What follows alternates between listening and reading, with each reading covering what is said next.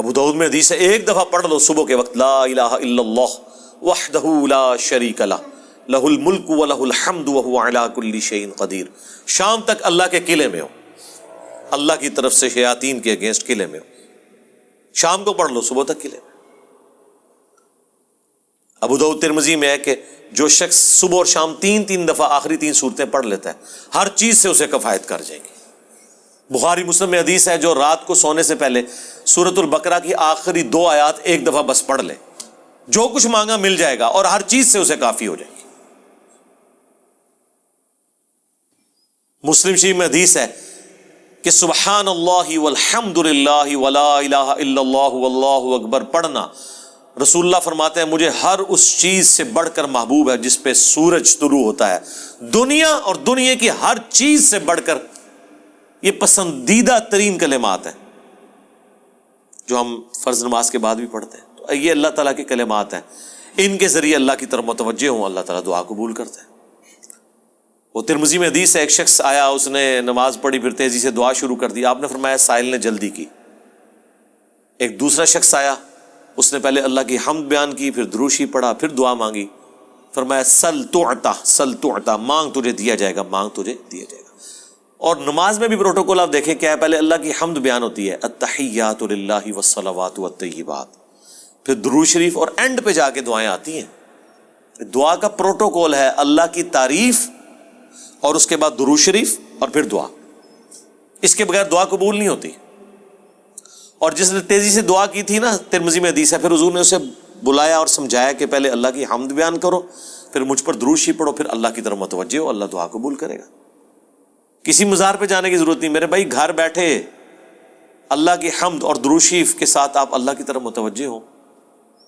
مسلم شریف میں حدیث ہے جو اذان کا جواب دے وہی کلمات ریپیٹ کرے، حی علی الصلاح حی علی الفلاح پہ لا حول ولا قوت الا باللہ کہے، اور اس کے بعد مجھ پر ایک دفعہ درود شریف پڑھے اور الوسیلہ والی دعا مانگ لے،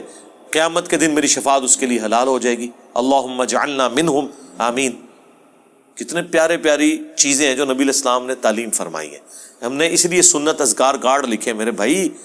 یہ میری سالوں کی محنت ہے جو میں نے ایفرٹ پٹ کر کے اس چیپٹر کو کلوز کر دیا۔ Green card, blue card, orange card, میں بالکل خبطیوں کی طرح 2008 سے لے کے سمجھ لیں 2010 تک میں نے کوئی حدیث کی کتاب کا چیپٹر نہیں چھوڑا جس میں میں اللہ کے نبی کے وظائف کو تلاش نہ کروں صلی اللہ علیہ وآلہ وسلم، پھر حدیثوں کی صحت کے پیچھے، پھر جتنے علماء نے اذکار کی کتابیں لکھی وہ، پھر اذکار کارڈ جو چھپے تھے، اس کے بعد میں نے ایک انٹلیکچوئل ترتیب کے ساتھ یہ اذکار کارڈ لکھے، آخرت کا بلو کارڈ اور گرین کارڈ، ہماری ویب سائٹ پہ رکھے ہیں، ڈاؤن لوڈ کریں تو اس کو پڑھیں، ان کے ترجمے بھی ساتھ لکھیں تاکہ آپ کو سوز و گداز فیل ہو۔ صرف عربی پڑھنے سے تو نہیں آپ کو پتہ چلے گا اگر آپ کو پتہ ہی نہ ہو کہ اس کا مطلب کیا ہے۔ حسبنا اللہ و نعم الوکیل، بخاری کی حدیث ہے، ابن عباس کہتے ہیں کہ تمہارے جد امجد ابراہیم کو جب آگ میں پھینکنے لگے تھے تو وہ پکار اٹھے تھے حسبنا اللہ و نعم الوکیل، اور تمہارے نبی پہ بھی جب مصیبت آتی تھی وہ کہتے تھے حسبنا اللہ و نعم الوکیل۔ اور اس کا ذکر تو قرآن میں ہے سورہ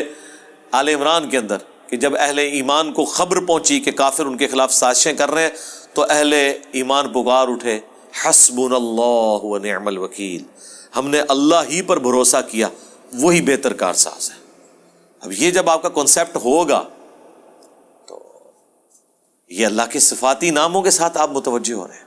باقی تو اللہ کے کلمات تو ختم ہی نہیں ہونے، سورہ لقمان میں، سورہ بنی اسرائیل،